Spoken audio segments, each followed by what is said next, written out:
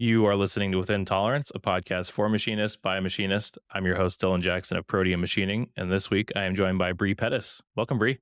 Hey, thanks for having me on the show. My pleasure. So, for anybody who doesn't know who you are, what you do, what are the details? Who are you? What do you do? Where can they find you online? All that stuff. Sure. So I'm Bre Pettis. I have a company called Bantam Tools. We make desktop CNCs, and our customers are mostly impatient engineers and educators. So, our customers are a little bit different from the customers that buy the really big, expensive machines, but I'm pretty much obsessed with empowering people with tools that they might not normally have access to. That's sort of my jam. And did that as a teacher in middle school and did that making video tutorials on the internet and then with MakerBot and still doing it with Bantam Tools. Awesome. Let's get into your backstory then. How did you get into manufacturing? How did you I've looked into your backstory a little bit, and it's not the normal straight line path that some of us take into manufacturing. So I'd love to hear more. Yeah, yeah, I'm definitely, I say yes to things and I get myself in trouble and then have to figure my way out of it, right? So, I think it sort of goes back to this moment I had when I was really young, and I had an uncle who had sort of a alternative lifestyle where he would go out in a truck every morning and knew all the trash routes in Boston, and we put together a bike out of like 3 or 4 bicycles that were not functional, and we made a bike, and I think he did most of the work because I was like 7 or 6, somewhere in there. But I felt like I knew how it worked. I did enough of the wrenching that I was like, "Oh, if this breaks, I can fix it." And this bike is mine. A very this is I have fixed it. It is mine kind of feeling. And kept that thread going, making stuff. Ended up my first job out of college was in the film industry and ended up working for Jim Henson's Creature Shop, being an assistant working on animatronic robots. Became a puppeteer, and after a couple years of really not making money at that, decided to up my game and become a school teacher. And then after realizing that I couldn't actually afford to have a family or even a car on that salary, I started a side hustle making art and eventually fell into making video art. And nobody was interested in that either. So I started just filming my teaching for students, teaching them how to make stuff and publishing that to the internet before YouTube existed. So I found out like my students would like it's amazing. Like my students, and this is so we're in like 2005 era, and if I put myself on the TV, they heard everything I said. If I said it out loud in person, I had to repeat myself like 3 or 4 times. Like TV is amazing, right? Oh yeah. And started publishing those things to the internet, ended up getting a gig making video, having to make something every week and publish a tutorial on the internet on Friday at noon for Make Magazine's video blog and video podcast. And then, moved to New York and, where I lived in Seattle, everybody had a garage, but in New York, everybody has like a closet. So ended up gathering some folks and starting a hacker space called NYC Resistor, which was basically the idea was let's get some hardware folks, and instead of having all of our stuff in our closet, let's rent a place and share it and be able to make anything and hang out a bunch too. So that was really fun. I worked at Etsy in the middle of there too. And then we started MakerBot in January 2009. We'd started Thingiverse a few months before and thought it was just going to be a side hustle. People probably, these are so weird. People didn't know what they were. We thought, well, we'll make a couple every month and sell them to the weirdos like us. That was so surprising to me, is finding out that you guys came up with Thingiverse before MakerBot. That you had the forethought to think, oh, we need a place to store all these files, and now it's ubiquitous. It's the Sharpie of 3D online places. I mean, we're coming from a place where you could download videos on the internet. You could download music on the internet. Napster had not closed that long ago at that point. You could you could download, text and books and all this kind of stuff. And we were like, you should be able to download things. And we were like, yeah, let's spend an hour on Saturday and make a website for things. We had this routine called Saturday Spaz where we would just do bad ideas to just do them. And Thingiverse was one of those. And it was like, what should we call it?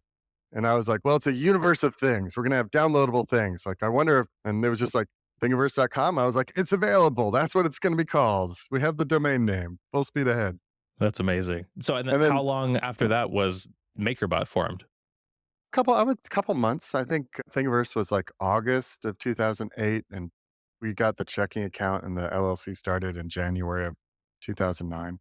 It was not the best time to start a business. We went to the bank to get a bank account, which is sort of like one of the things that tells you like you're doing something, like you have to at least pretend you're legit when Uh you huh. get a bank account, you know? Oh yeah, I remember doing it myself. What, 8 years ago now, but it was, yeah, Yeah. it was a big thing. You're like, oh man, I'm official now.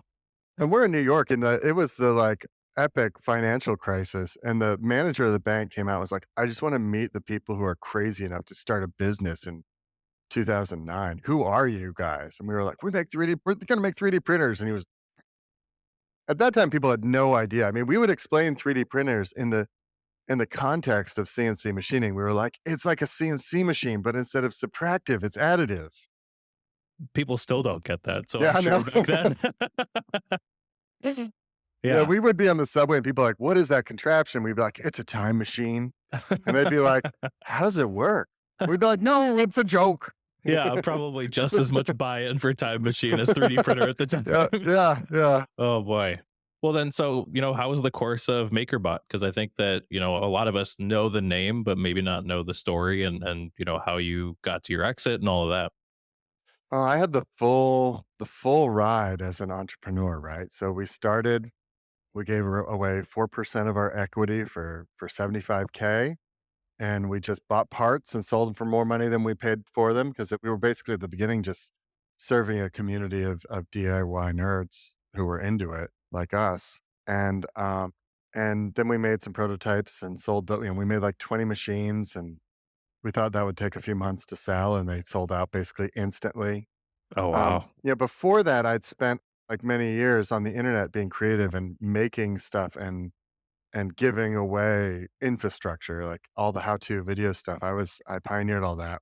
And so, and I'd also just, one of the beautiful things about big cities like New York was you could go out every night and see like an entire community. So the whole DIY community could go out and be together. And, I'd been part of the video blogging community in New York. And since it was sort of fresh and new, like in those communities would be all the journalists. So, when we launched MakerBot, I just sent a note out to all my like friends who were journalists being like, "Hey, we started a new thing." And they were like, "Oh, cool. You've got another new thing. Let's write about it." So we actually sort of just through friendship and networking and had an epic launch. So next thing you know, we're in like big trouble, like three guys, a laser cutter and a dream making machines, and started hiring people. And, I have some experience as a teacher managing getting like at that point I'm like good at getting 13-year-olds to do their homework. But being an employer, a manager, you know, running a company as a whole, those that was useful like skills, but it was definitely a figure it out by falling on our face kind of approach. Totally. How was bringing that first product to market? What kind of feelings were you feeling? Was it a bunch of trepidation and fear and excitement, or how did that all go and how did that shake out? So we had committed to this idea that we were going to launch at South by Southwest like March 12th, 2009. And we had started the company in January, we had and we developed the product in 2 months, and there was very little sleep involved. Like we would just go and we weren't engineers. I mean, we were, the two guys I started it with were both like super geniuses at learning and figuring out stuff and computer science and setting up websites.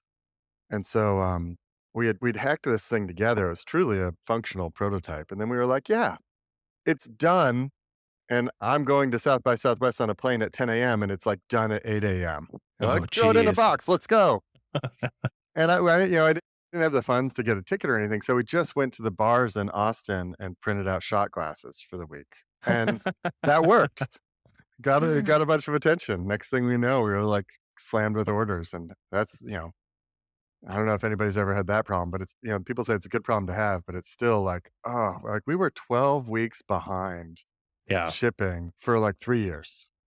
Oof. Now, the good part of that is it essentially meant that we didn't like, we only used 75K of our funding. We ended up raising $11.2 million dollars over the course of 4 years. And we never spent any of that because we had this mixed problem of we couldn't deliver enough. Like we'd be like, okay, we have to double production. And but if you've ever had to do that, it's like it totally sucks. You have to break all the systems that you have that work for your current set of infrastructure, make it so that new people can do it without screwing it up. Um, and then by the time we got to there, we'd have to double again. And it was like we did that because it was just painful to Ooh, grow fast. yeah, it sounds like it. Are there any things you learned from that continual doubling about building systems that you can share? I would hope so. I mean, I think there's something I think everybody is sort of looking for systems that looking for the right answer out there, and I think the thing that we ended up realizing is, like, we have to figure out something that works with what we've got, even if it's not perfect, right? So, there wasn't a good ERP system at the time, so we made our own, which actually in retrospect, we ended up having to basically put some of our best talent on the software side on, like, MRP software.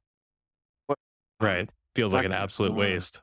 Yeah, but again, you can probably run the business without it, so it's a yeah, double-edged sword for sure. so Uh, yeah, so I the other thing is um, we ran it in the first few years, with this sense of we just ran it very, very lean. Like we were running everything and, when you're developing products at the same time that you're shipping products, your like development costs in general are high for any product. Like in general, if you're developing a product that is a complex electromechanical device, you're either putting in the sweat equity or you're gonna spend a bunch of money and a bunch of time sunk into the product, and I think people underestimate that or they downgrade the value of their time because it always ends up when you assess it at the end, you're like, "Wow, we spent a couple $1,000,000 in 2 years developing that product, and now we have to figure out how to sell enough of that product to both pay for the current operating costs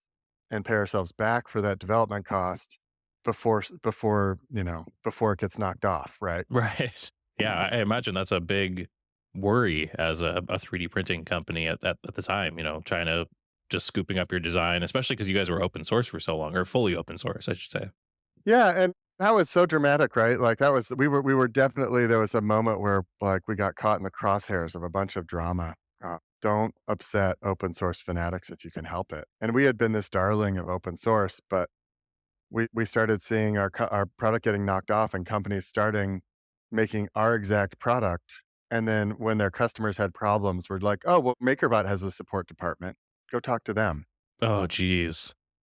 Ugh, so you became everybody's support rather than Yep. just your own customers. That's rough.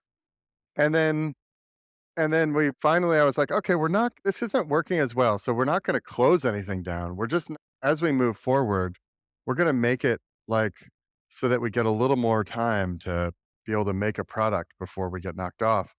And, of course, that product was the MakerBot Replicator 2, and that was the most knocked off product. 400 companies started up to make exact copies of that, and it was funny, like, FlashForge started up and we had when you make something, a lot of times you'll add features that you might need to just so we injection molded some parts, and it was our first time doing that. I'm right next to the train track, so you might hear that in the background. That's the train passing now.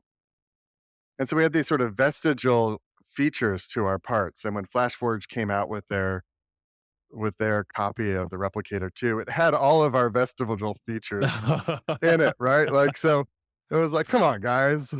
Uh, and so it was one of those things where we had this very idealistic idea that sort of didn't take into account capitalism, right? Like we thought, we're going to make stuff, we're going to share everything. Our customers are going to think it's cool. And if they have good ideas, they're going to contribute back to the project. And that'll be the back and forth trade of we're open and our customers will contribute back. But then once you get to a certain level of complexity, to contribute back takes a pretty epic amount of engineering know-how to dig into that. So Right. It's a very small subset of your community that can even contribute. and then at some point it goes to 0 and you're like, "Okay, this deal didn't work out." And Yeah. then at that time, the guys who ran GitHub did a post that was basically like, "Open source everything except what you need to do to protect your company and make money." And I was like, "Oh, crap, well." And, our sort of but we were these idealistic guys at the beginning who were just like, "Let's see if we can end money by creating a machine that will make anything." and people won't need factories anymore because they'll just have them, and they won't need money anymore because they can just make the things that they're good at making and trade them. We really believed this in the Right. beginning, right? Very Star Trek of you guys. Total, yeah. That's the last thing that we have in our society is from Star Trek that we haven't done is the sort of the absence of money. But then capitalism happens, right? So then you're like, okay, well, so open source is awesome. I love open source projects. I love supporting them when I can, and I think for software, the model is usually like, okay, we're going to do something open source, then we'll have like we'll pay people pay for support. And then in hardware, it's usually done in a, like we're going to do this thing as academics, and we want other people to take it on afterwards because we don't have a financial interest in making this a product, or we're doing a Kickstarter, and who knows what'll happen. So we're going to make it open source so that people feel like if it all goes to crap, they'll at least have the source material, right? The people who do it really well are Adafruit, so they make, like, new products every week and have, like, many, many tens of thousands of products that they crank out and develop, and their products are, like, building blocks of other products, so it makes a lot of sense for them to be open, and I think, I'd still like to see somebody succeed at doing very, very large scale open source hardware product and have it succeed for the long term, but Well, well, like you said, it sounds like you would have to do years of preparation so that you have the entire ecosystem kind of come out all at once to be able to sustain a business like that for long enough. Create the market share immediately, cut off all duplicators, yeah, and be able to subsist that way. but I mean, then we shifted and we started making, the Replicator 2 came out, and then we had our 5th gen come out. And, in the middle of there, my favorite product that I ever made was the Maker. Well, it's not my favorite my favorite MakerBot product. We made a scanner, and we just crushed this product into market. We developed it in like 6 months. It was just people had been saying like, oh, well, you have a 3D printer. Well, you need a scanner so that people who aren't into CAD can duplicate things, and so we did it, and then nobody bought that, like 0 people, like almost 0 people bought that, right? So, Right. sometimes people tell you what they want and then they don't buy it. So it's also like, "Ah." Yeah. Well, Uh, I think even still now, there's a lot of confusion around. They're like, oh, I want a scanner. And they don't realize a scanner doesn't create a solid body that's perfect. Like there's still so yeah. much post processing in a CAD system that is required. Yeah, I have so, my hot one of my passions is for, machine-made art, and I love plotters. That's one of my I love plotters. I love pen plotters so much, and, my pandemic art project was scanning everybody that I met, which was not very many people because we were locked down, and then making these using the phone as a scanner, which has a pretty awesome the face scanner in the iPhone, really awesome scanner for like, with, plus or minus a millimeter, but, Right. Right. Right. Yeah. but, totally recognizable human scanner. So I had a lot of fun. Scanners are cool. So you were, guys releasing the two and Gen 5 and all of that. How was the process of taking the company public? Because I imagine, starting as a small LLC and kind of growing to that point, it must Yeah. have been kind of a lot of uncomfortable conversations and new Oh, yeah. things. Well, I mean, we were in the process so I sold the company to Stratasys. We sold it, to be fair. I had a whole leadership team. So a few years in, I realized we had to like hire people who'd been there, done that because we were the pace that we were going at, we couldn't really afford to keep making our mistakes towards progress. There's like we can talk a little bit about engineering. I think it's interesting. We started out doing engineering by like trying to make it as cheap as possible using the crappiest components and seeing if they worked. And oftentimes being surprised that they were much better components for the price than we expected. And if you're oftentimes there's a different engineering process where you go like, "Oh, I have to make something. What are the specs? What are the tolerances? I'm gonna make sure I buy all the components that are will allow me to end up successful on the first try." And that usually costs like 10 times as much as the process of building crappy stuff, less crappy over and over again, right? Right. I love that about the process of there's multiple ways to innovation. But Yeah, I'm getting a definitely. little distracted. So I had a term sheet in hand to basically get us the amount of money we needed to go public. And in the middle of that, Stratasys reached out and was like, "Hey, we'd like to buy you. How about like for nothing?" And we were like, "Hey, no, we're actually like a growing company that like we even have a term sheet for that makes us worth like, for $50 million on a 300 pre-valuation. So like we're and those investors know they're gonna get like 10x their money back. So like we're on our way here." And they were like, "Oh, we thought you were cute. We don't think you're cute anymore. You actually are like kind of coming for us, right?" Right. And Oh my goodness. so those negotiations were wild. And the sort of original goal was that with Stratasys had this epic distribution and sales infrastructure. And we with MakerBot, we were all essentially we had distributors, but we were essentially all organic, driven by culture, storytelling, and media exposure, you know. We had this beautiful window of time where if we wanted to, we would just do press releases every week about the stuff our customers were doing with our machine. Oh, prosthetic arms. Yeah, let's do press releases about that. Cool. Oh, it was just we could just crank stuff out because we had people were just doing our customers were just doing really cool stuff. Right. Um, So when they were talking about acquiring you, did you get the sense that they were most interested in entering the like entry market for 3D printers, or was it a lot of it also Thingiverse and having? Because I know I remember after you guys got bought that they immediately, you could send any model to Shapeways now through a Thingiverse, yeah. and like that was one of the first I think 3D printing services or large scale 3D printing services I had ever seen at that point. So I think one of the sort of challenges that were sort of a mismatch match of cultures between Stratasys and MakerBot was driven to empower customers at the lowest possible price. And Stratasys was set up to make the most money from customers that were trapped in their system, right? So their filament costs Right. like $300 a roll, and our filament costs like $30 a roll. It's basically the same material. Right. But theirs had like, an RFID chip that wouldn't let you put, our material in their machines. So you had a really different approach. And, they had, and as a public company, had like 61% margin, which is just Whoa, massive, right? And that's they were like, crazy. "We need you to have 61% margins." And we were like, "We could go for 50, but to do that, we're gonna actually have to just cut everyone that's not sales." And they were like, "Yeah, let's do it. Oh, Let's go for margins." So we built up also just this cultural behemoth that could, we were growing at somewhere between 200 and 300% a year as a startup, high growth startup. And Stratasys at that time was like really excited if they had like a 6% growth a year, right? As a large company with like, close to $1 billion in revenue, that's a more sane, right. mature Yeah. approach. That's scalable. That's yeah, So 100%. mm, the sort of the thing that I hoped to happen was there would be this ability to get to scale and that we would be able to take advantage of a lot of the maturity that they had.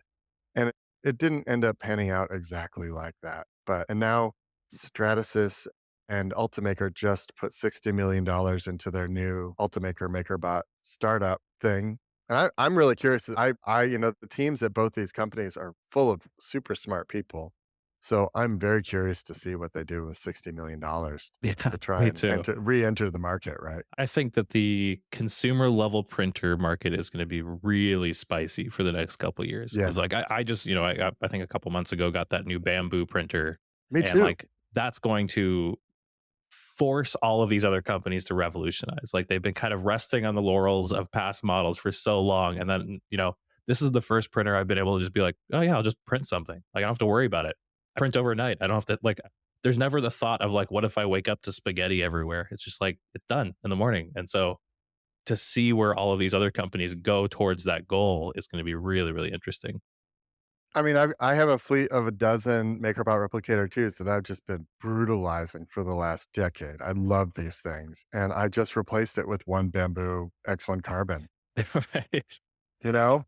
Yeah. And the thing just crank and it's in some ways, it's a beautiful thing. It's sort of everything I wanted, to exist in 2013. It's got the LiDAR, it checks the first layer for flatness. It's really rad. Uh, but it has 0 of the, like, "Oh, it's broken, I'm going to fix it," sort of Right. mentality because it's just working. Yeah. Yeah. It's gonna be super interesting. I think I love seeing little paradigm shifts like that kind of force the rest of a community to, like, step it up, and I Yep, think that yep, that's what this is. So agree. so you sold the Stratasys in Yep. 2013. How long after that did you exit? So I was on the hook for 3 years, and the challenge was by the time we had exited, I had hired this just amazing superstar team where everybody was good at what they did. I had an awesome sales team, awesome innovation team, great R&D, awesome s like, the support team was, like, top notch. We had, like and everything was working really well, and I wasn't when you at some point, I was like, "Hi, I'm kinda I'm CEO, but I'm bored." Like, this is like, I'm used to doing everything, and now I've hired everybody to do everything, and now I'm doing nothing. So, I ended up spinning out a workshop called the Bold Machines Workshop, and basically was like, "Hey, Stratasys has all these rad machines." They'd merged with Objet, and they had a ton of really rad stuff in R&D, and I was like, "Let me start a workshop that just does cool stuff with all the machines nobody's heard about." And they were like, "Oh, yeah, let's do that." So they were down with that. So I did that. But then, when I started MakerBot, the stock of Stratasys was like $20 a share. And by the time they bought MakerBot in an all stock deal, it was $80 a share. Whoa. And then within a year went up to like 135, and then and just like on track with the Gartner hype cycle, which is like things go up and get super hyped, and then they crash and then they work their way back up into relevance on a much more rational footing. Right. So then the Gartner hype cycle kicked in and the stock went to like, I don't know, 16, 20, Oh, somewhere 26, went back gee. to where it had been. Right. So the company went from like being worth $8 billion and able to raise money on a dime to less than $1 billion, which Oof. is just for as a public company, a huge amount of drama because what happens in there's a whole world of lawyers that love to get involved in this, and they're like, "Well, this clearly happened because you did something and didn't tell people about it." And they use that opportunity to go in there and interview all the ex-employees who have a grudge, and, there's my train. Yeah, so I feel like I got the full entrepreneur experience. We started in a garage. We grew really, really fast to get to about 600 employees. We sold the company. I dealt with all the ins and outs of a public company, learned a ton about just how large amounts of money work in the world. Like when I started MakerBot, I knew what $100 could do, and after being at MakerBot, I knew what thousands of dollars could do, and Right. then by the end of MakerBot, I knew what millions of dollars could do in the world as a resource, and then with Stratasys, I knew what, like, tens of millions of dollars could do as a resource. And, there's people who go a lot farther, fly a lot higher than me, who know what, like, hundreds of millions and maybe billions of dollars do as a resource that you might have. So, but Well, so I would say I got a pretty full experience with MakerBot. well, so let me ask you this. I mean, we haven't gotten to the Bantam side of Yeah, it, but we I gotta get to imagine that too. but as someone who has been under public fire or ire, both at I would say that any kind of entry level CNC automatically gets a Oh, lot yeah. of shit. Oh, I think yeah. that that's kind of just, any of the companies, it seems like, and I think it's kind of unique to machining where like machinists will judge you like in no other like race car drivers aren't going out of their way to comment on go-kart videos and say like this is the worst thing I've ever seen because it doesn't compare to my race car, but machinists are for sure going to go on to Bantam Tool YouTube videos and do whatever they can to say how displeased they are. So as somebody who's kind of dealt with all of this, with the going closed on MakerBot and now Bantam Tools, do you have any tips and tricks on how to kind of handle criticism? You know, I think if you're leading a company and dealing with criticism or you're at a company and there's criticism, I think it's a very individual journey. In many ways, like based on like if you have like if your self-esteem is based on other people's perception or if you've built up a strong sense of self-esteem based on some sort of resiliency, right? So I've definitely been beat up in many different ways in the public eye. And the sort of reality is like I'm just who I am trying to do my best and be as fair as I possibly can while trying to bring new things out into the world, which is not easy. And the CNC world is a particularly tricky one because, you know, first CNC really starts to emerge in like 1958 when G code is born. And we're still using that same G code. It's one of the first programming languages, and we're still like there's some modifications to it, but it's really very, solid, right? Yeah. As a thing. And people buy large industrial CNCs with the expectation they're going to last hopefully 20 or 30 years, right? I mean, Oh, yeah. Yeah, at it's least. Yeah, right. I've had many 20-plus-year-old machines, and they still make great parts. So if you have any sort of shop and you have a group of employees trained on those machines and you buy new machines, if everything's changed, it could take you down for some number of months to get up and running on the new version of your old machine. So there's a high motivation in the industry to stay the same, right? Like it's pretty unique that way. I mean, I have to buy a new phone because like the battery stops working every couple of years. Right. But if you told me I had to, replace my 2013 Mazaks, I'd be up in your grill being like, "No way, they're gonna go another 10, 20 years," right? Yeah, It's exactly. it's a really different sense of time, which I think in some ways inhibits the collective industry's ability to innovate because we don't want new things if we can help it. We maybe want better things, but maybe Right. not different. Yeah. Well, so to go back, so you Sure. left MakerBot. How did you find Bantam? How did this whole story start?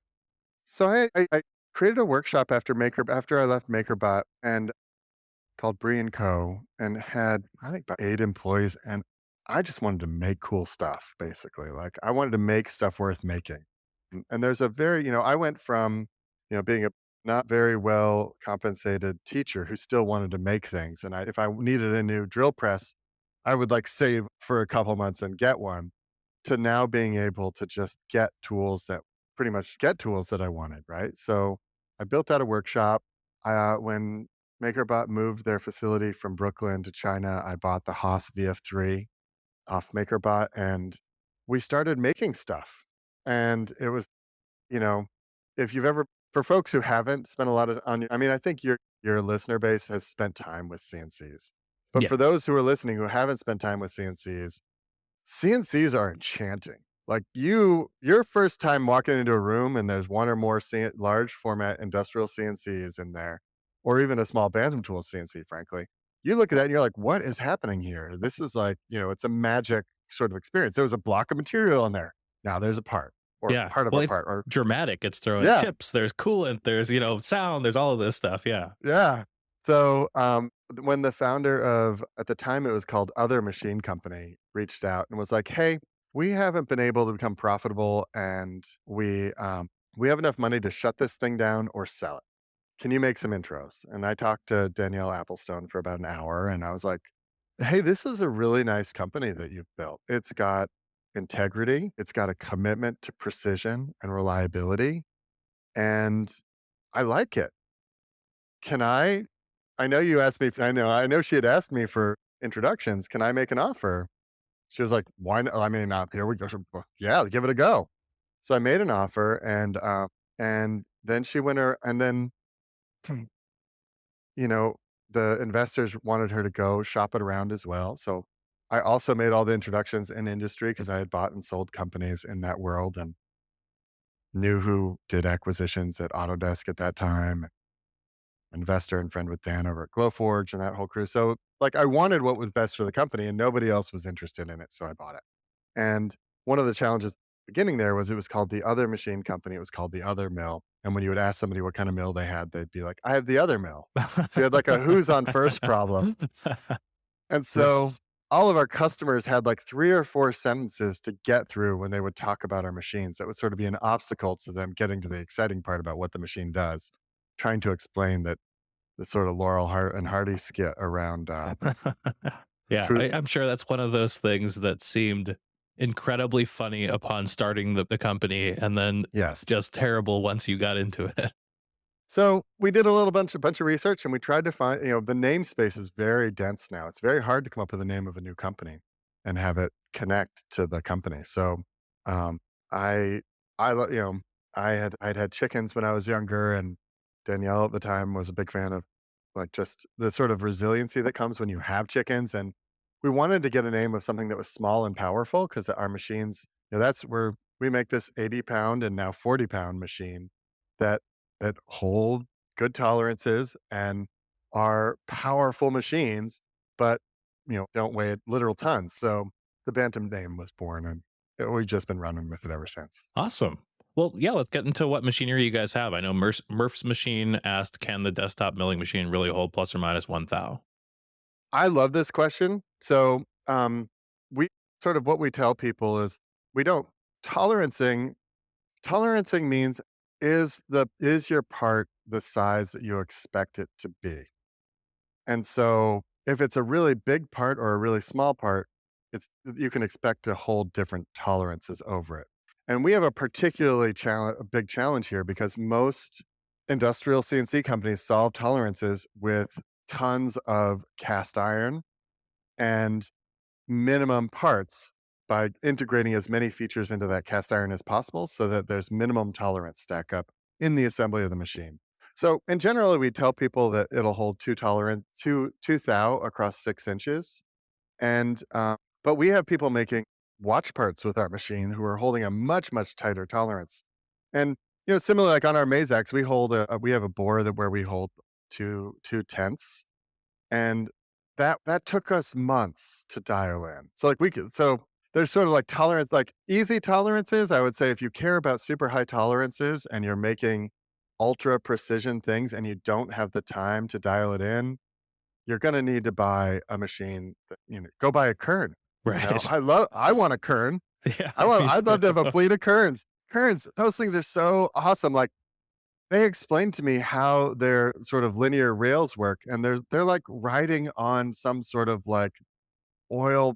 They're Yeah, like, yeah, I don't hydrostatic ways. Yeah, yes. Oh my yeah. god. Well, yeah, So, their whole approach to it, being on aluminum, all of the yeah, castings and stuff being on aluminum because they're like, well, we'll just deal with the thermals. We don't, we yeah, don't throw cast iron at it. We just put the material we know how to compensate for. And yeah, it's very right. cool.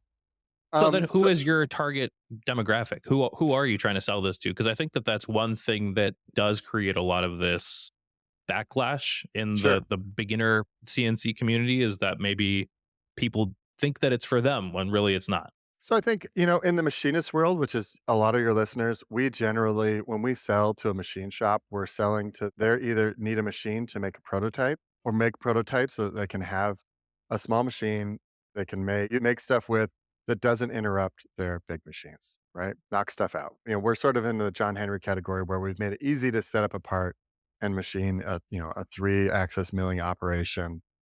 We it's easier to program a part and get a part started on our machine than a big machine, so we get ahead that way, but definitely it takes a multiplier of time to actually do the machining. The parts aren't very big, so, in general, a part will take anywhere up to a couple hours, which isn't a bad thing.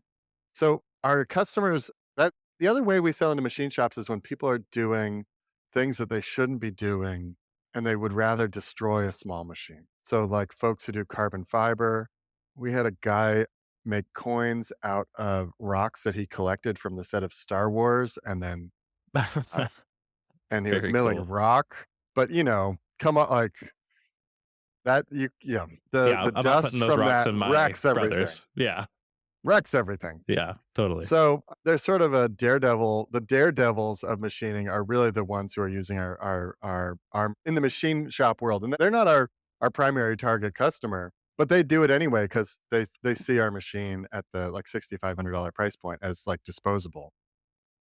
Folks who are making stuff for EDM machines, that carbon the thing Graphite that blocks. the Yeah. graphite blocks, like, those folks are used to buying $100,000 machines, and they will destroy them within 3 years, and they just get a new one, and their big machines are write-offs, then they get our machines for the small pieces, and they're, like, really happy because yeah, we've built it to be resilient, so it'll last a little bit longer, but there you go. Right. Uh Our primary customers are in education and in patient engineers.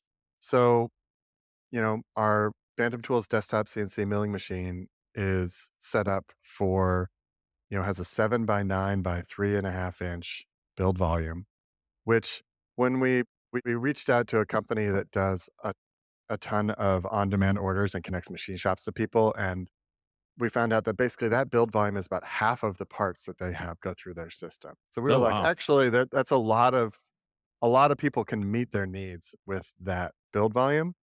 We don't have a tool changer. You have to do manual swap outs of tool and an ER11 collet that'll do up to a 1/4 inch tooling. And single flute's best because you can do high speed and still get all it's nice, and it's better, high step over, low step down so that you take advantage of all the high speed machining stuff.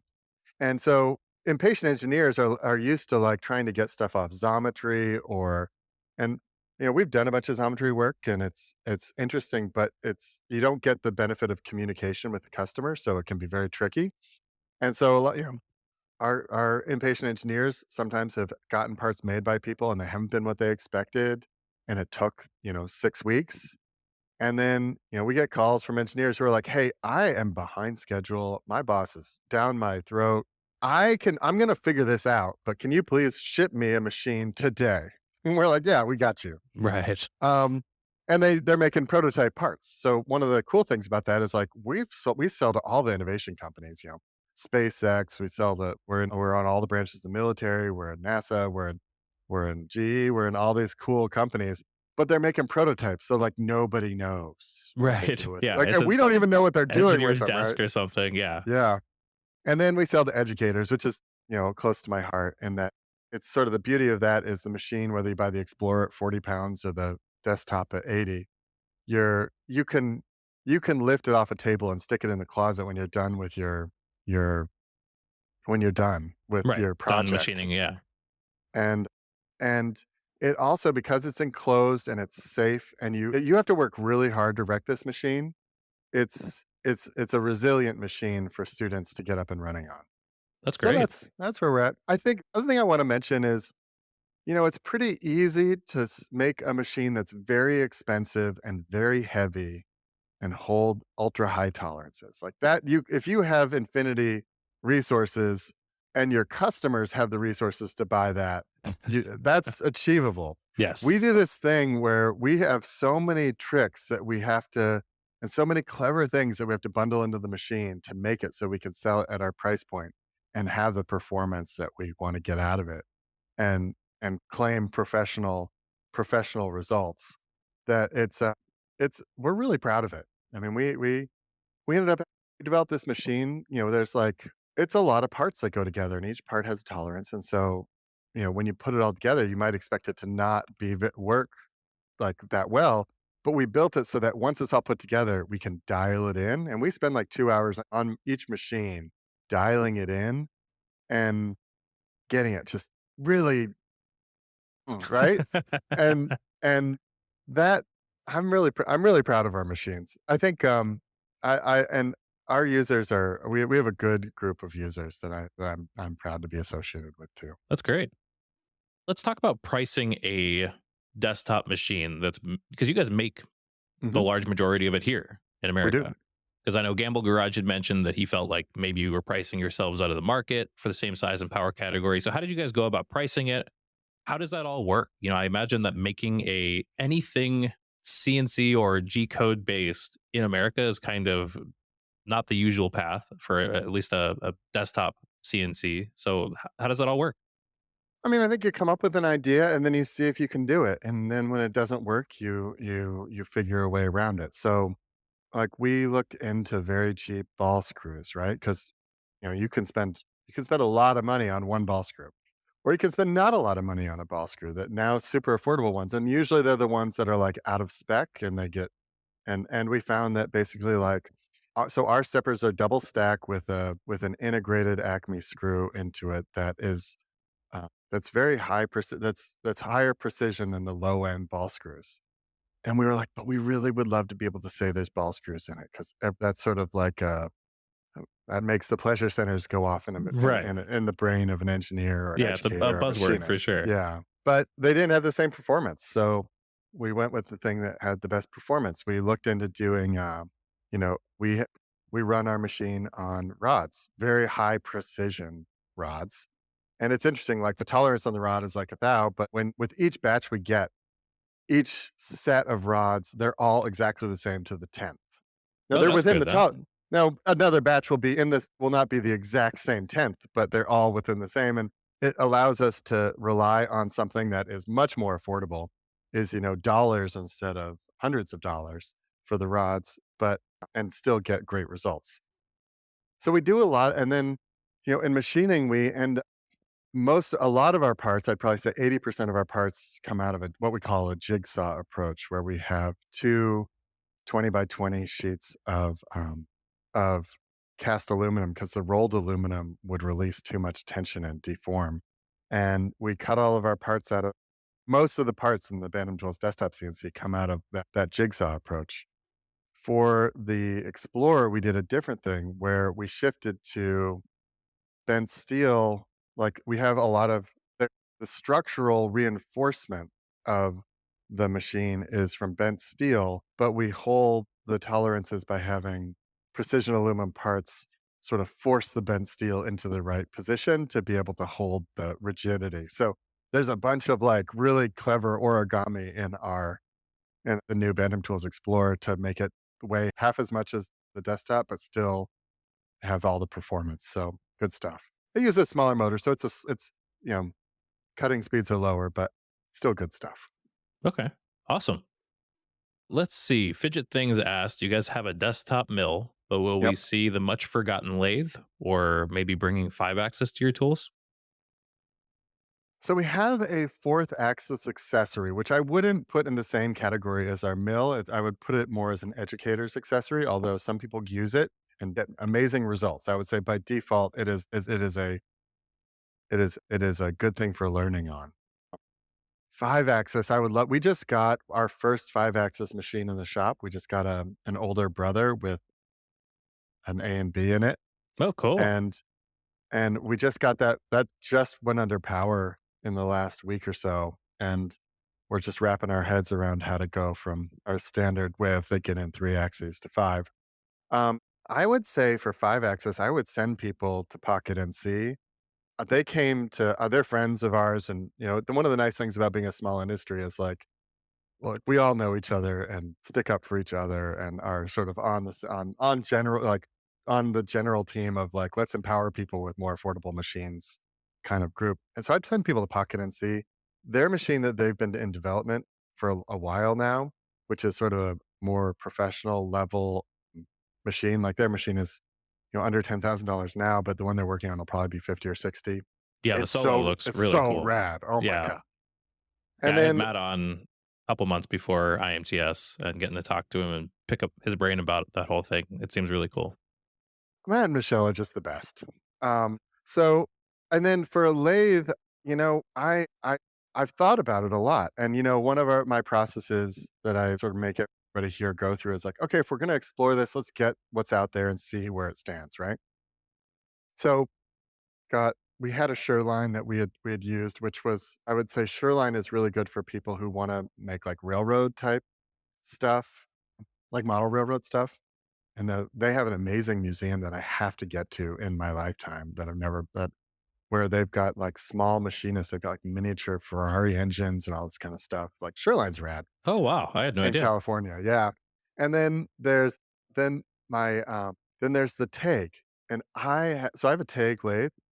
This thing is amazing. I love the TEG crew, and Really? the yeah, I will say I couldn't so they've got, like, controller that runs Mach 3, and if you like that, great, and if you find that to be difficult, you'll find another way.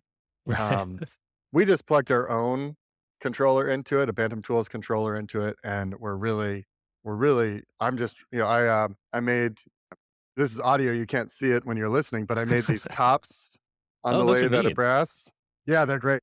So I would love to come out with a lathe. The challenge is that I think I get myself in trouble a little bit because the lathe that I wanna make would be probably at, like, the $10,000 level, and there's sort of a I'm definitely creeping up with our machines into sort of no man's land of, like, there's a lot of our customers are like, "Okay, it does that, it costs that much. Yes, great." I think for the hobbyist, they're like, "Well, I can get something much cheaper that looks like it's the same size," and they don't understand the sort of the sort of precision. Maybe they don't care about precision, right? And they're fine getting something much more affordable. That's fine.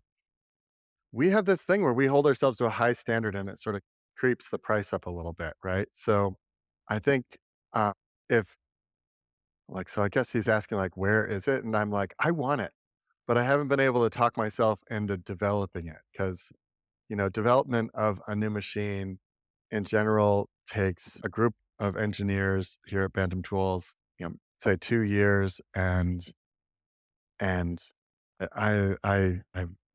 I'm a little skeptical that there would be a market for it. Will I maybe someday do it anyway? Probably. We'll Is keep it our eyes happening out right for it. now? Not now, not now. Okay. But Let's see. Riley Gilman asked, "Do you still have the rally fighter he helped you build?" oh my gosh, so I was both a huge fan and an investor in Local Motors that made this Rally Fighter car. These were in the Transformers movies and in they're in one of the Fast and Furious movies. It is just an absurd car, and it's a car made for the Baja to run the Baja 1000, which I thought I wanted to do until I heard stories of people who had run it. And the local motors crew had run the Baja 1000. And one of the things that happens is the locals set up booby traps because that's kind of their entertainment is to try and kill the people on the race, and the local motors crew had a breakdown right away and fixed it, but we're like 5 hours behind everybody. So they had all their lights on, blazing, and the Baja 1000 is not on road. So they're just and this thing is made to go like 80 miles an hour over not road terrain. And they're barreling through. And normally when you get to a when you're running the race and you come upon a booby trap, there's like people hanging out waiting to watch, see what happens. There's a number of signals that say, whoa, whoa, whoa, slow down, slow down, and of course, it was the middle of the night, so they missed all that, and they hit a giant pile of tires covered in a rug and then a bunch of dirt, flipped the car over a couple times. Oh, To their credit, jeez. I think the car just kept going. I mean, the thing is like a Tonka truck, right?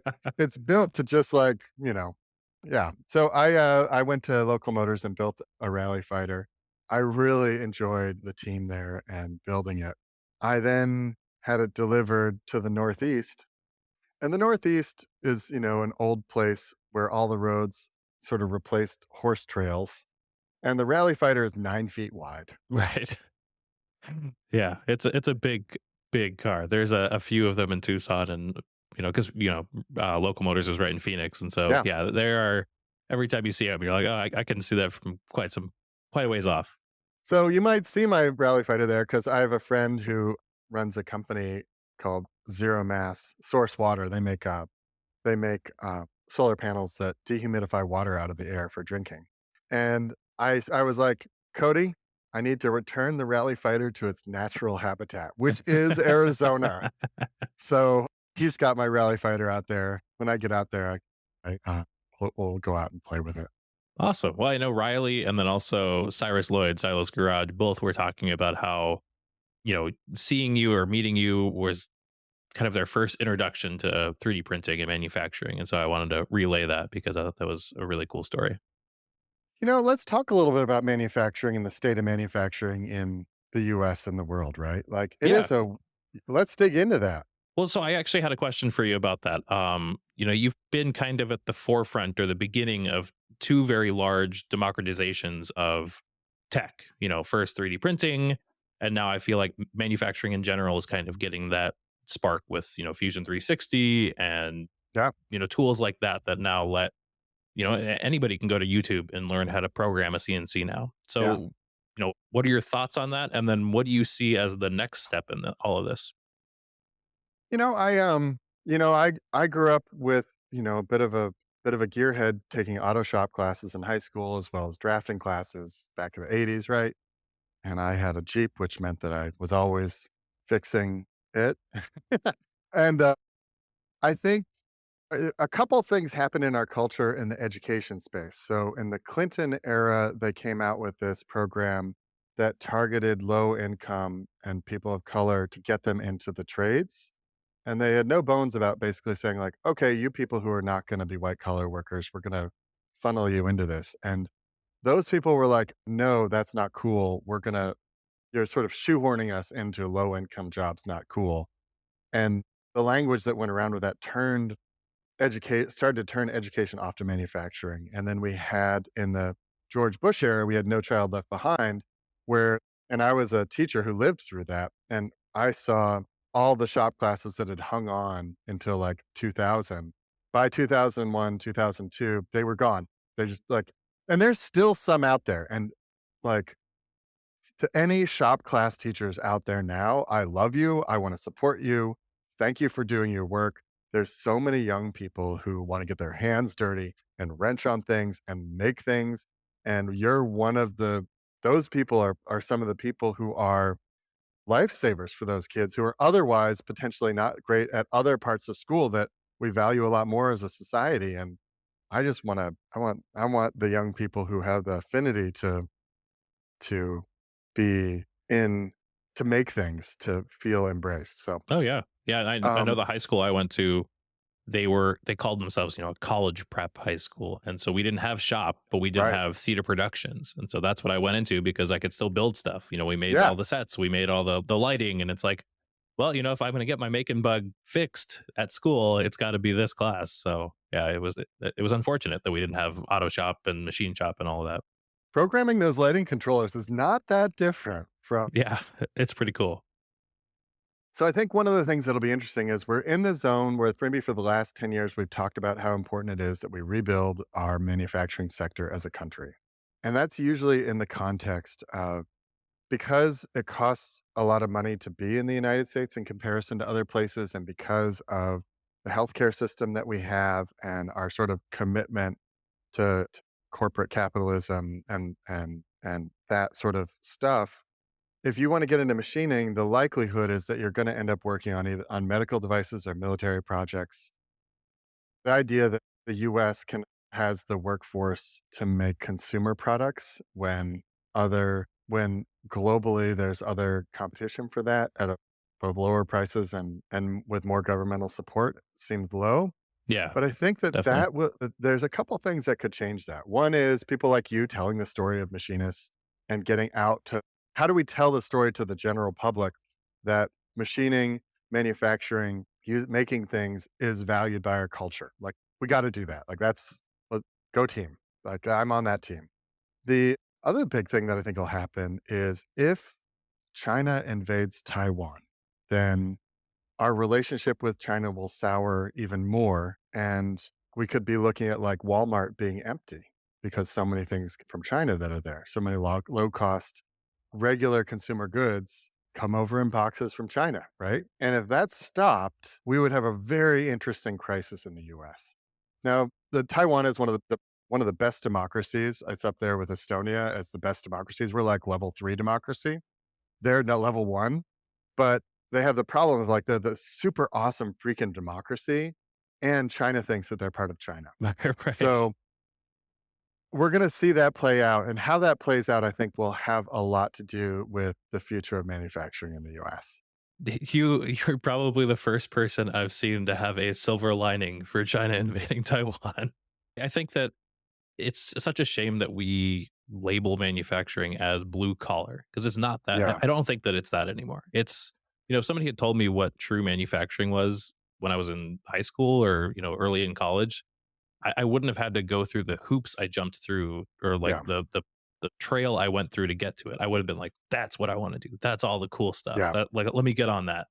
And so, yeah, it's a shame that we've labeled it like this. And you know, I've said it on the podcast a few times. Like my only exposure to Machinist was like Christian Bale's The Machinist movie for like the longest. You know, that was the only time I'd heard that word.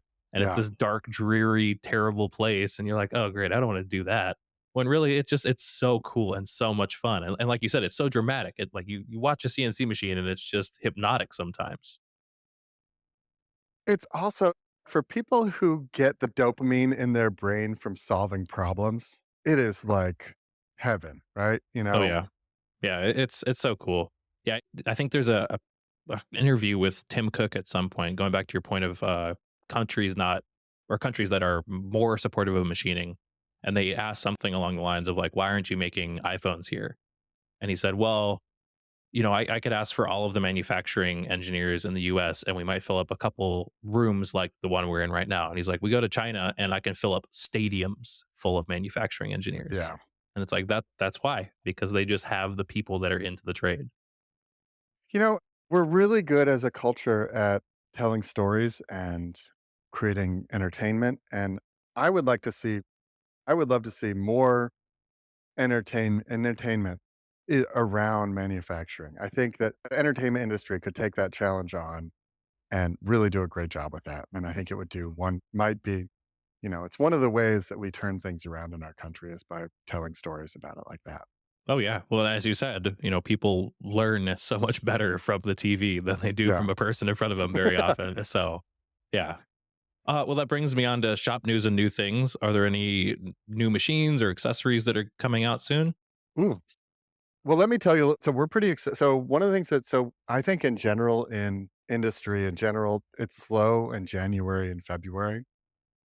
We used that time this year to open up our shop and make parts for our friends and so our colleagues and folks. And one of the interesting things is, so we just got a used Nakamura dual spindle, dual turret, live tooling, insane machine with a bar feeder. Oh, cool. This thing is crazy.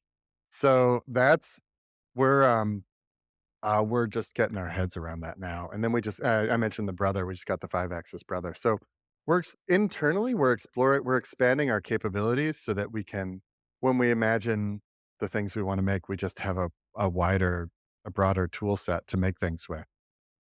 The thing that I think I could tell you that in my personal life, I'm most interested in plotters, as I mentioned before. So I just, I love this was one plotter made in 1985 by HP called the HP 7550, and I have I've bought all of them that have arrived on eBay in the last 5 years. I bought one and I have a fleet of them, and I ended up, I'm so obsessed with this machine, I tracked down the HP engineers that worked on it in the '70s and '80s, Oh, cool. and I expected to nerd out with them about the grit wheel that they developed to move paper forward and backwards, which transformed the paper moving industry, and a part of the pen changer that had a part called the moth tongue, which was this ultra high precision part that would allow them to transfer a pen back and forth without any mechanically without any other input. And what ended up happening is they just talked about the culture at HP and how inspired they were by it, how much they missed it, and how much they loved it. So I've been sort of by nerding out about plotters and art making machines, I accidentally found myself down this rabbit hole of like, what does innovation look like in a company and how does that work? And HP sort of these guys all didn't they all got hired right out of college. They didn't know anything different. They went into these places where they were basically told, do this insanely cool thing that doesn't exist yet, figure it out. Then they were given all the resources to actually do it. They each had a desk that they worked at and a bench right behind them, and they were all in rooms just filled with people that had benches. So there was something they called the other bench effect, which was you'd see what other people were doing and be like, "Oh, man, I gotta up my game." And they all went to, like, their kids' little leagues together and became really close friends. A lot of them learned how to fly airplanes, and they would, like, either share or get into, like, having there was sort of like a bunch of Cessna pilots involved. And they created a community that was deeply respectful and very, very powerful from the innovative side. Like, I heard the story of how they found a guy to work on the Plotter project who was just totally obsessive about solving problems, and he ended up being the guy who pioneered all the innovation on inkjet stuff. So they part of it was they found the people and they didn't know inkjet was the future. But they had hired the people and saturated the culture in such a way. that the inkjet naturally came out. And so I guess that's I'm obsessed. That's my current obsession is with art machines and Very pen cool. plotters and sort of the history there. Well, so you brought up actually a good question. What things did you learn from MakerBot about team culture and all of that that you've brought to Bantam? Things that you wish you had started differently or done differently that you're now able to enact. I feel very lucky. I mean, I set up Bantam. I've had some success, so in theory, I could be sitting on a beach, but why would I sit on a beach when we could make machines and explore the frontier, right? Right. So Bantam is set up to serve our customers and empower them. And for us who work here, it's a place where we get to go do meaningful work with people who are really good at what they do and inspire us to be better, right? So uh, I wish I could say I'm there like that, or that I'm like, I know what I'm doing and I've got it all under control. And all my experience has led me to be really, perfect what I do. But I am, I if you're thinking that someday you're gonna get there, I may not be a good example because I don't think I'm as far as I mean, we're in a sort of a paradise where we're on the Hudson River. We have the best view of any manufacturing facility on the planet in these old broken down industrial buildings we fixed up. But we're still, we still make mistakes and have to figure out how to fix them. I would say the things that I do as a manager that I'm proud of is I walk around and ask what they're doing and what's going on.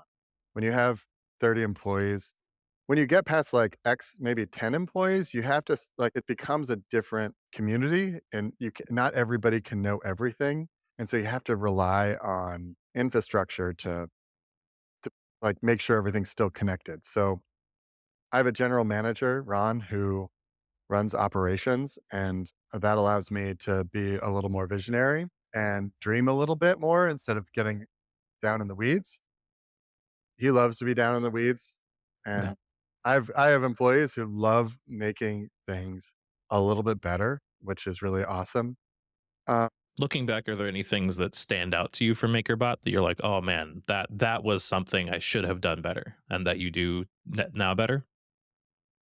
there were a couple things with MakerBot where I trusted but didn't verify, right? Like there was a design that we developed and launched. We actually did this multiple times at MakerBot, and it's face slappingly frustrating to think about.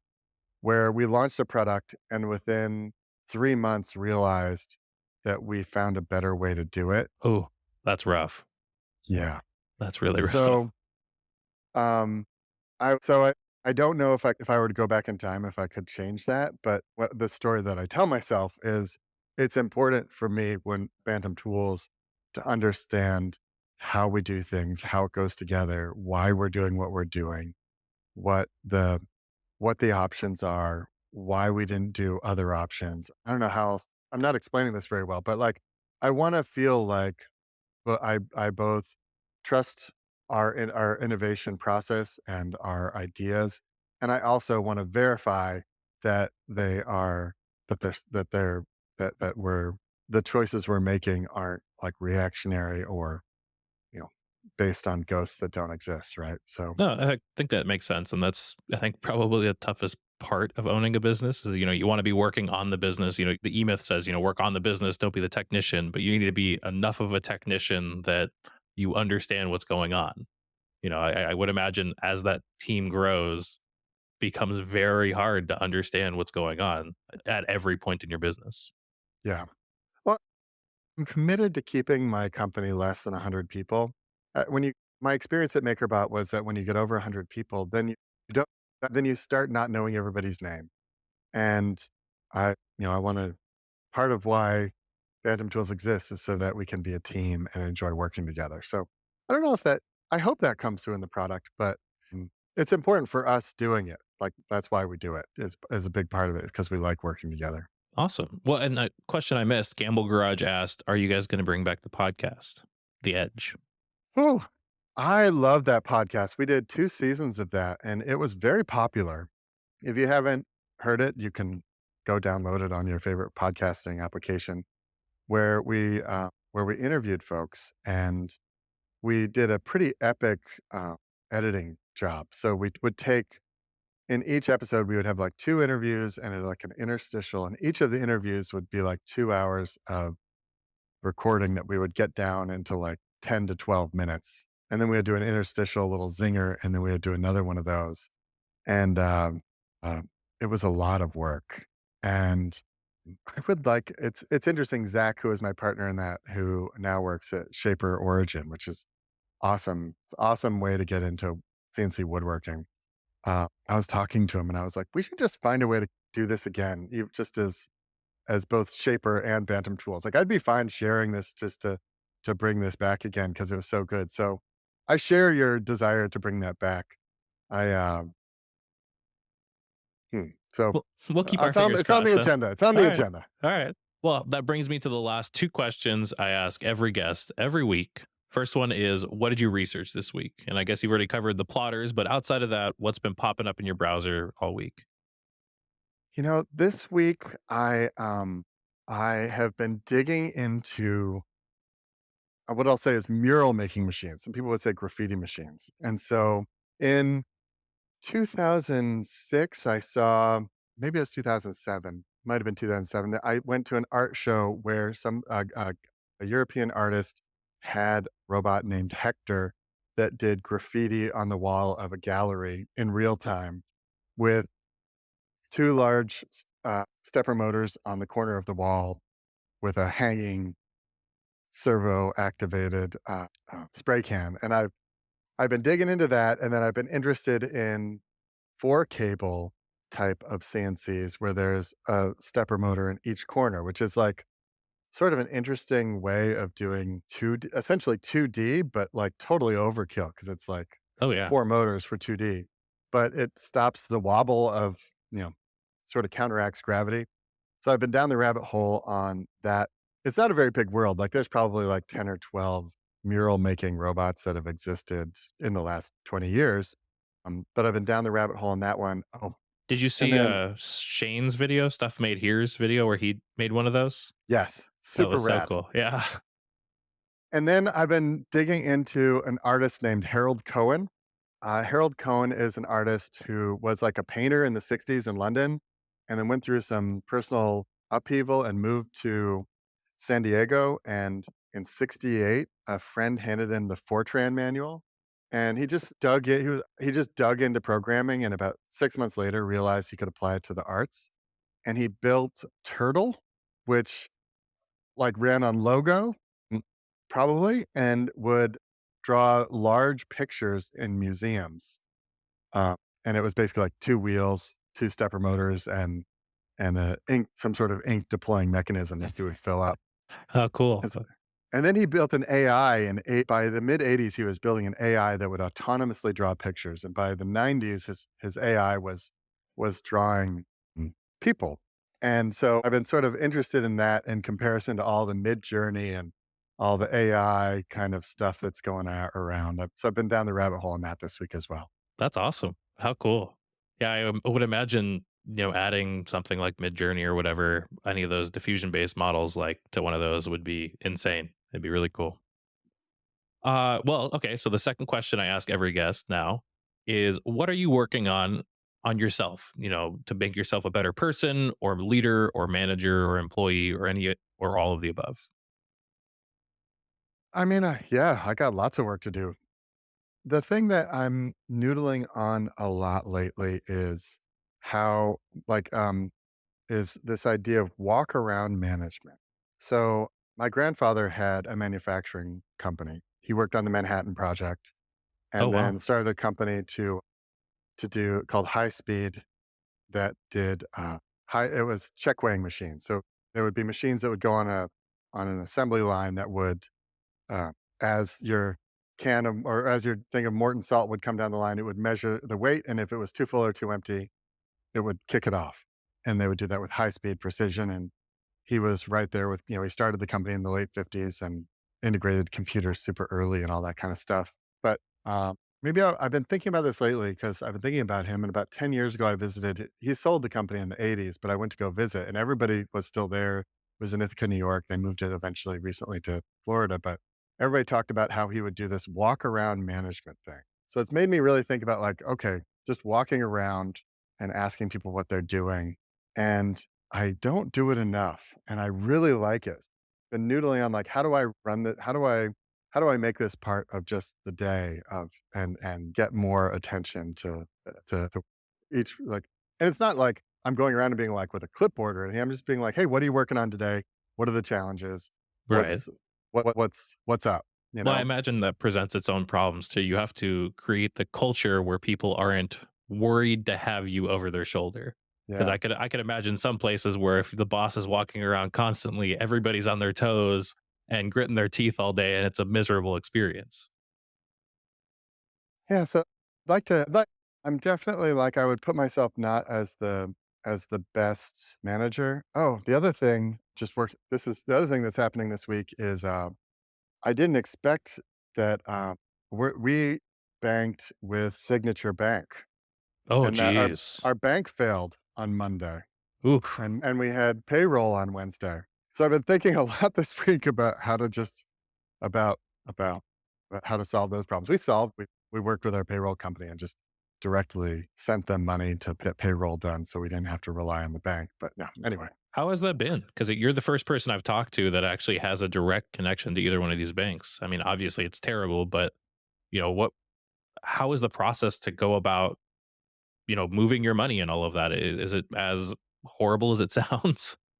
I mean, I'm grateful for the current administration that stepped in and said, we're not going to protect the investors. We're not going to protect the people who work there. We're going to protect the depositors because I don't know exactly what happened with Signature Bank, but with Silicon Valley Bank, they were like, "We're in trouble. Give everybody who works here, get your bonuses now. Let's pay ourselves as much money because we're about to get in big trouble.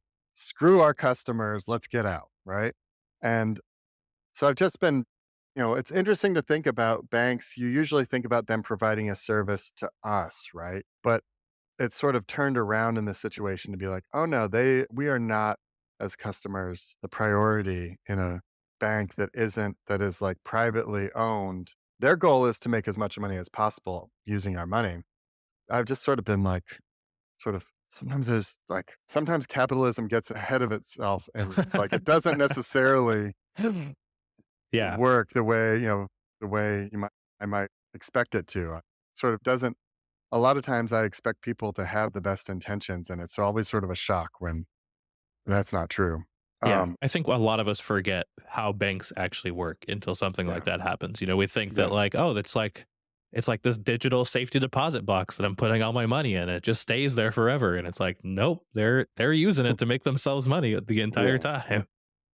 Well, that's very. So, I'm glad that you guys were able to get it sorted so quickly, and that yeah, the yeah, administration stepped in and guaranteed the depositors because yeah, it could have gotten even worse for sure. yeah, could have been a very I mean, it was a scramble regardless, but for companies that might be a little more hand to mouth, it could have been the end. So, Yeah, definitely. Well, Bree, thank you so much for coming on the podcast. Where can people find you online? Links, all that stuff. yeah, I would say the best place to find my work is at bantamtools.com, and we have all the, we're on Instagram and all those kind of places as well. In general, personally, I don't really have a lot internet. I would say I still maintain a Twitter account at twitter.com/Bre would be the other place to follow me. Awesome. Well, again, thank you so much. I really, really appreciate the time. This has been great. We could talk all day. So Yeah. really looking forward to your future podcasts as well. Thanks so much. Thank you. And thanks to all the Patreon members who make this show possible. Thank you for listening, and I'll be back next week.